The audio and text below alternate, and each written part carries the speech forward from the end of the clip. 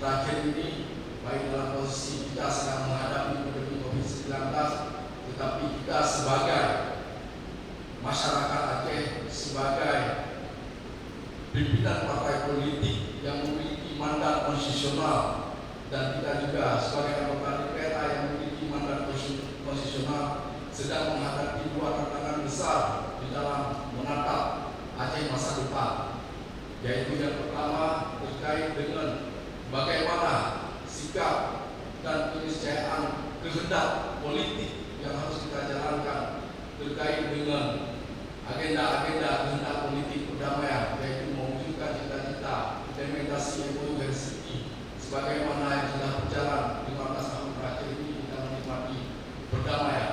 Masih banyak agenda-agenda dan PR-PR kehendak politik perdamaian tersebut yang menjadi tugas dan tanggung jawab kita dan juga PR kita untuk menjantahkan itu di dalam program kebijakan politik yang harus kita jalankan di masa-masa yang akan datang.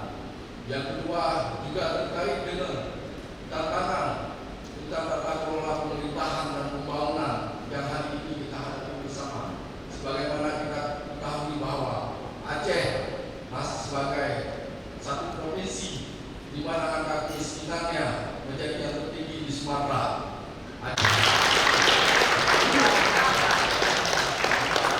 Ini yang perlu kita camkan semua pada malam hari ini.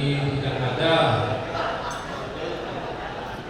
saling curiga, saling nyekut bahasa Aceh, fitnah, comok dalam semua ini. Intinya kita sudah ada tahapan, sudah ada garis dari full sampai waktu nah dua fraksi, nah dua partai. Jadi kepanjangan partai dan fraksi silakan bagi informasi fraksi masing-masing oleh kebun masing-masing yang ada saat ini jujur kebun di Aceh. Mudah-mudahan kebun ini masing-masing kita siram dengan penuh air, penuh wajah, pupuk dan sebagainya. Ini yang perlu kita harapkan kepada kita semua.